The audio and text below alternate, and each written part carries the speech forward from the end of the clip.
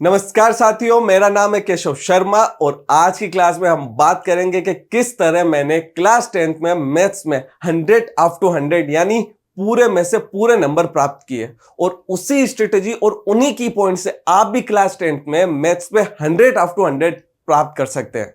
तो चलिए शुरू करते हैं और सबसे पहले मैं आपको दिखाता हूं मेरी मार्कशीट कि भाई साहब मेरे आए कि नहीं आए, कंफर्म तो करें हम।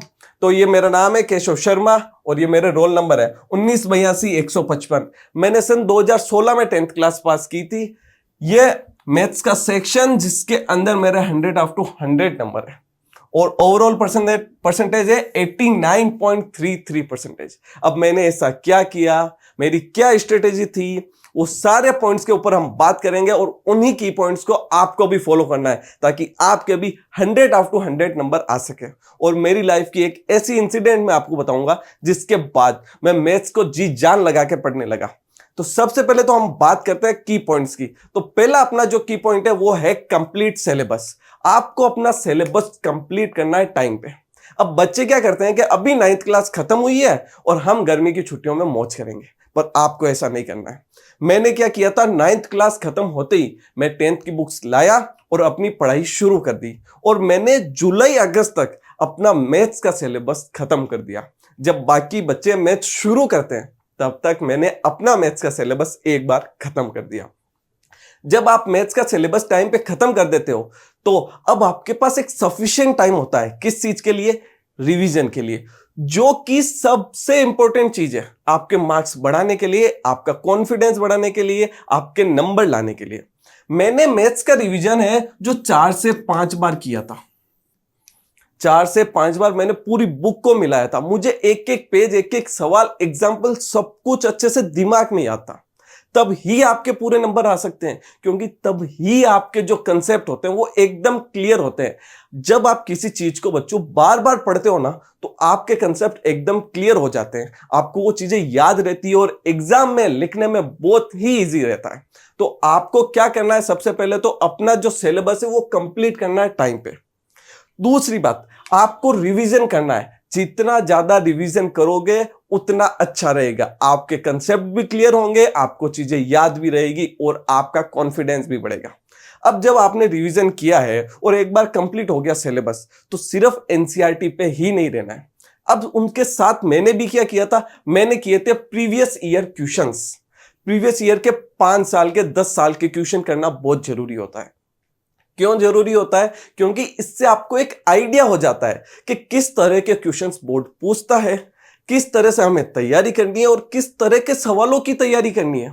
क्योंकि हर एक सवाल नहीं पूछे जाते, किस तरह के सवाल पूछे जाते हैं ये आप प्रीवियस ईयर क्वेश्चन से ही जान सकते हैं। और साथ में मॉडल पेपर भी करें ताकि आपको एक प्रैक्टिस के लिए अच्छे नंबर ऑफ क्वेश्चंस मिले और एक वैरायटी ऑफ क्वेश्चंस मिले ताकि आपकी कंसेप्ट बिल्डिंग अच्छी हो। आ रही है बात समझ में आपको? इसके बाद जो और इंपॉर्टेंट चीज है वो है आपका शॉर्ट नोट्स। आप जैसे जैसे अपना सिलेबस पढ़ रहे हैं तो आपको क्या करना है, एक 10-15 रुपए की कॉपी लेके आओ। छोटी सी कॉपी आएगी, उसमें क्या करो, हर एक चैप्टर के अंदर की पॉइंट्स होते हैं, फॉर्मूलाज होते हैं, इंपॉर्टेंट बातें होती है। अब अगर एक ही कॉपी के अंदर वो सारा होगा तो क्या होगा कि भाई जब आप रिवीजन करोगे तो आपको पूरी कॉपी चाहिए होगी, या एग्जाम के टाइम आप पढ़ के जाओगे तो भाई 3-4 कॉपियां हो जाती है। फिर आप उसको पढ़ते हो तो क्या होता है कि भाई बहुत दूर दूर होता है। उसी जगह एक 10-15 रुपए की छोटी कॉपी लाओ और उसके अंदर की पॉइंट्स लिखो, इंपॉर्टेंट पॉइंट्स लिखो और चैप्टर वाइज फॉर्मूले लिखो ताकि जब आप रिवीजन करो तो आपको बिल्कुल भी परेशानी ना हो और एग्जाम के टाइम आप आराम से उन्हें याद कर सको। ये बात मैं सिर्फ मैथ्स के लिए नहीं कह रहा हूं, ये आपको हर सब्जेक्ट के अंदर लागू करनी चाहिए। मैंने भी की थी, तभी मेरे 89.33% आए थे क्योंकि मैंने हर एक सब्जेक्ट के शॉर्ट्स नोट बनाए थे। तो ये भी आपको अच्छे से ध्यान रखना है। अब इसके बाद जब आपने शॉर्ट्स नोट बना लिए हैं तो आपको प्रैक्टिस में कोई कमी नहीं होनी चाहिए। आप जितना प्रैक्टिस करोगे उतना निखार आएगा, उतने ज्यादा आप क्या होंगे, कंसेप्ट बिल्ड होंगे और आपको हेजिटेशन नहीं होगी नए क्वेश्चंस करने में। आप आराम से बोर्ड के अंदर नए क्वेश्चंस कर पाएंगे क्योंकि बोर्ड हमेशा जरूरी नहीं कि वही बुक के क्वेश्चन दे या प्रीवियस ईयर क्वेश्चन दे, कोई नया क्वेश्चन भी आ सकता है। तो आप जितनी प्रैक्टिस करोगे उतने ज्यादा क्या होगा, आपका कॉन्फिडेंस बढ़ेगा और आप नए क्वेश्चन को बहुत आराम से कर पाएंगे। आई बात समझ में। और अपना जो लास्ट पॉइंट है वो है डेली रूटीन। सब पूछते हैं कि सर डेली रूटीन क्या होना चाहिए, आपका डेली रूटीन क्या था। तो देखो भाई, मेरा डेली रूटीन ये था कि मेरे स्कूल का टाइम होता था 12 बजे, तो मैं सुबह उठता था 5 बजे। 5 बजे उठ के मैं 4 से 5 घंटे कंटिन्यू पढ़ता था।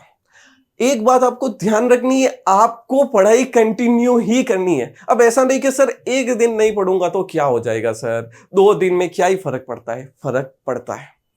डेडिकेशन बहुत ही इंपॉर्टेंट है, क्योंकि बिना डेडिकेशन के आप कभी भी अपने गोल को अचीव कर ही नहीं सकते। मैंने एक दिन भी ऐसा नहीं सोचा कि अगर मैं नहीं पढ़ूंगा तो क्या हो जाएगा। एक दिन तो सो ही लेता हूं यार, आज संडे है, आज मैं 10 बजे तक सो लेता हूं। नहीं, आपको पूरा डेडिकेट होके ही पढ़ना है। मैं सुबह 5 बजे उठता था डेली। संडे को 6-7 बजे उठ जाओ और कोई दिक्कत नहीं है, दोपहर में सो जाओ, लेकिन अपने मॉर्निंग जो टाइम है उसे खराब मत करो, क्योंकि मॉर्निंग के अंदर आपका माइंड भी फ्रेश होता है। अब मैं हूं तो मुझे आज भी सुबह जल्दी उठ के पढ़ने की आदत है। मुझसे रात को देर तक नहीं पढ़ाई होती। अगर आप रात को देर तक पढ़ सकते हो तो आपको रात को देर तक पढ़ना चाहिए, लेकिन आपको डेली 4 से 5 घंटे पढ़ना है। मैं जैसे 5 बजे उठता था और 4 से 5 घंटे पढ़ के स्कूल जाता था, वापस आता था। अब उस टाइम हमारे तो लाइव क्लासें नहीं होती थी, फ्री एजुकेशन इतनी नहीं मिलती थी, तो ट्यूशन या कोचिंग जाना होता था। तो हम जाते थे, फिर मैं आता था तो रात को 9 साढ़े 9 बज जाते थे, फिर थक के सो जाता था और सुबह 5 बजे उठता था। ये मेरा डेली रूटीन होता था। मैंने संडे मंडे कुछ भी नहीं सोचा, ना किसी शादी में, कुछ नहीं। मेरा एक ही गोल था कि मुझे 90% बनाने हैं 10th के अंदर, जो मेरे बने। आई बात समझ में आपको। आपको पूरा डेडिकेट होके एक रूटीन फॉलो करना बहुत ही जरूरी है, तब ही आपको गोल अचीव होगा। अब मैं आपको बताता हूं मेरा इंसिडेंट क्या था।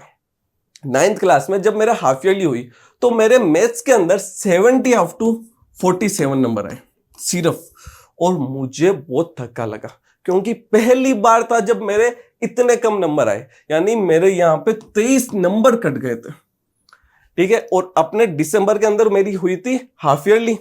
अब मेरे को बहुत बुरा लगा, मैंने कहा यार इतने कम नंबर मैथ्स में नहीं आने चाहिए थे।